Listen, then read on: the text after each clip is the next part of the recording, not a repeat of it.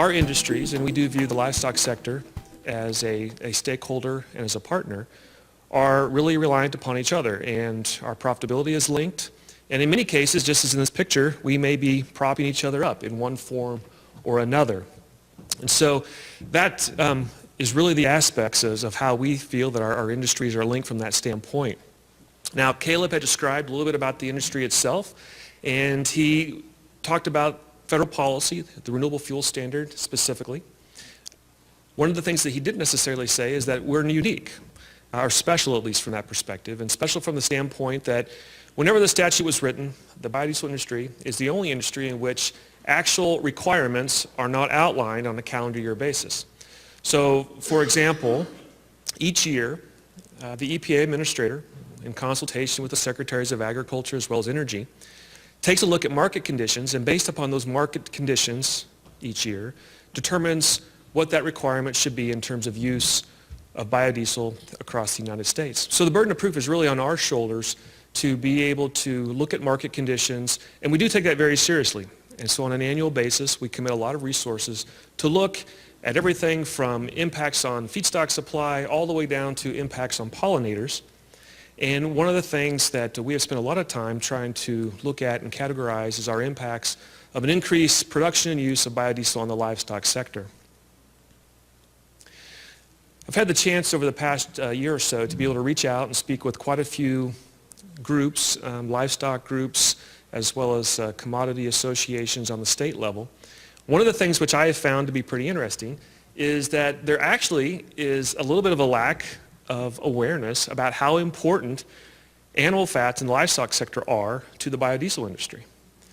So when you think about historical uses of animal fats specifically, primarily they've been used in feed or exported to other countries. And interesting enough, when you talk to some of the traders, we find that the export market for animal fats has actually declined pretty significantly over the last few years. You know, the traders attribute that to multiple things. Some of it's sustainability requirements. So some of these animal fats which are being exported, for example, to Europe now have to be mapped and tracked, so they have to be able to go all the way back to be able to understand where those sources come from. And to some degree, if there's a domestic market that actually has more value, it's a self-fulfilling prophecy in terms of being able to utilize those same commodities here in the United States. The other thing which is interesting, and Caleb had mentioned it, you didn't get to see it on the slide because it didn't transfer, but he indicated that somewhere between 10 to 15% of animal fats compose the biodiesel industry in the United States. But what it doesn't tell is the fact that when you look at animal fats produced in the United States as a whole, use for biodiesel actually represents about 25% of all of the domestically produced animal fats. So we are a significant portion of the animal fats which are produced here in the United States. And just as one example to show you the significance, and of course I cherry-picked and looked at choice white grease, but in the choice white grease industry, more than 40% last year was used to produce biodiesel here in the United States. So it's significant. Obviously, the livestock sector, animal fats are important to us. The question is can we quantify that and actually put a dollar value to it? Now, for me to be able to come here and speak today, I'm an economist, by the way, by training, I had to promise Caleb that I would not get too far down in the weeds from an economics perspective. Or as Caleb said, don't be boring. So I'm just going to introduce a couple of concepts and then try to summarize a handful of studies and analyses which we have done, which I think really paint the picture of how our two industries are joined at the hip. Not to get back into the weeds, I promise not to, but I do think it's important that we think about some simple economic principles. And we do have to think about price and the differences between the meat markets and the animal fat markets. Okay, so help me out here as we go. If all of a sudden we have a lot more demand for pork loins or for chicken or for smoked brisket and ribeyes, and we have a tremendous surge in demand, what happens to price? You can help me out. Goes up. Okay. So then over the long term, or at least in the midterm, that price signal goes back to the herds or to the flocks, and we would probably see an expansion of those herds. And then we get further down, and because of the expansion of supply, we actually see a mitigation of that price increase. So prices come back down. It's a cycle we've all seen as producers, right? Whether we're on the row crop side or whether we're on the livestock side. The animal fat markets work just a little bit different. Okay? So in this particular case, if we have an increase in demand, such as biodiesel. That increase in demand is actually going to increase prices a little bit, but because animal fats, as a component of drop value, represent a much smaller portion of the overall carcass value, we don't necessarily see that corresponding increase in supply in terms of a signal. So we get a price increase, we don't get that same signal back to increase supply. And so the end result is we actually keep those prices up and we continue to hold that value. We wanted to actually try to pinpoint this. We started off just looking at correlation. So do prices move together? And we looked at the soybean oil markets and we looked at the animal fats. They do move together. And post-2007, whenever the biodiesel industry took off, we actually saw that correlation increase, which basically meant they moved even closer together after biodiesel production increased. We wanted to go a step further, though, and say, but what portion of the increase in animal fat value was specifically because of biodiesel? So there, economically, we looked at regression, performed a regression analysis. We looked at export markets, the biodiesel contribution. We looked at competing products for energy in the ration, so palm stearine, corn. And when it all factors out, on the inedible tallow side, from this time period, which was January of 2009 to last summer, this analysis was done in the fall of last year, we attributed a little over 10 cents per pound in terms of inedible tallow to biodiesel production, a little over 10 cents a pound to choice white grease, and a little bit under 6 cents a pound in terms of poultry fat.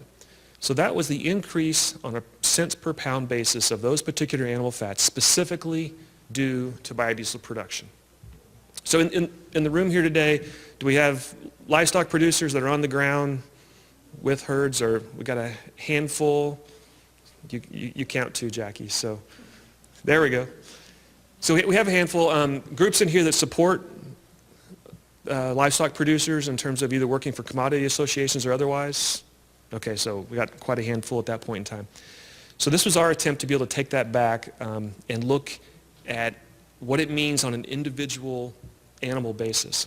So I should actually add one more thing, which is we've just recently, this will be released this month, Inform Economics has helped us out. One of the things that they wanted to look at was not just the actual impact on prices, but the historic relationship between vegetable oils and animal fats. So historically, soybean oil was here, was at a premium, animal fats were here, always at a discount. One of the interesting aspects is that after an increase in production in biodiesel, that discount weakened. So we've actually brought up on a proportional basis some of the animal fat prices. And so when we take a look at that, at what it means on an individual animal basis, when you look at the amount of tallow, inedible tallow, choice white grease, lard, and poultry fat, we can see that over the same time period that we talked about, a little more than $16 a head in terms of added value for a steer or heifer moving through the sale barn, about $1.25 in terms of a fat hog moving to market. And poultry, not as much necessarily. We're talking only a penny per bird, but there are a lot of birds and still more than $50 million worth of added value to the industry back in 2013. So that's a little bit on the revenue side of the equation. Caleb also introduced, though, the fact that not just on the revenue side, but we have the cost side of the equation as well. In the fact that soybeans, which are the predominant feedstock, as Caleb had indicated, about 50% of the biodiesel production is produced from soybean oil. That soybeans, though, in the United States are not necessarily produced for oil, as he said. We produce for protein. So we crush for protein, soybean oil being the co-product. But if, however, we think about that relationship back and forth of these co-products, they're linked as well. So anytime that we would have an increase in demand for one of the co-products, in this case the oil, specifically because of a new demand like biodiesel, if that leads to any increased production or it leads to additional crush because it helps to improve crush margins, in the end what we result in is an additional supply of meal, which does lower the relative value or the relative price of meal, having an impact on rations. Again, this is work that will be released this month from Inform Economics. They took a look over a 7-year time period going back to 2007, looked at each of the individual years in terms of the amount of soybean oil utilized and then the impact that it had on meal values. So what you see on the bars is just the actual range in terms of impact, ranging from somewhere between $21 to $42 over the entire time period. And the actual shaded portion is just a cumulative impact, which is about $6 billion of a decreased protein costs over that same time period. Again, trying to pull this back to a per animal basis, I found that talking with my father, he runs the commercial cow-calf operation.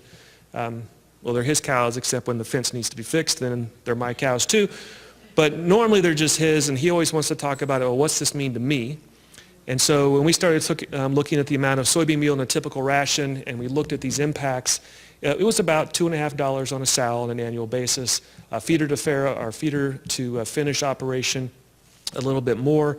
On the beef side of the equation, from a dairy standpoint on an annual basis, about $5.50 per head, and close to $4 on a feedlot operation. So you don't notice poultry in there. We're just finishing up the poultry analysis. On a turkey basis, this is probably going to be in the 35 to 45 cent range. And on a broiler basis, we're probably talking about a nickel. So you put the two together on broilers, around 6 cents between the revenue side as well as the cost side of the equation. So covered revenues, covered costs. The last thing that I wanted to talk about before we open it up into questions relates to, again, a co-product linkage. Every time that we produce 100 pounds of biodiesel, we also produce about 10 pounds of glycerin. You may or may not be familiar with glycerin, but chances are if there was an ingredient list in your hotel room on the soaps or shampoos, you would probably see glycerin as a component. We also use glycerin in propylene glycol. Your coal trains moving across the United States, a lot of times if they're in cold temperatures, they'll use glycerin to make sure that it doesn't freeze. Glycerin is used as an asphalt release agent. The list just goes on. Several of those are higher value uses for glycerin. However, glycerin is an energy source as well and can be used in feed rations. And it is used quite regularly in ruminant rations in Texas. And working with groups such as the American Feed Ingredients Association, who took the lead, we've helped to ensure that it is listed in the official publication of AFCO. And so therefore, whenever we see energy prices, as in ration energy prices going up, so if you have high corn prices, glycerin can break into the ration. So it's another way to be able to mitigate risk. So realistically, when at least I think about profitability, you think about the simple things, you think about revenues, you think about costs, you think about mitigating risk. Increased biodiesel use and production does help to add value to that carcass. So we know that we've added some dollars back into that value chain on the livestock side. On the cost basis, we know that increased oil demand can help lead to increased supplies of meal, so help keep those costs in check from a protein standpoint. And in certain times, in certain cycles, glycerin, of course, could also be used as an energy source.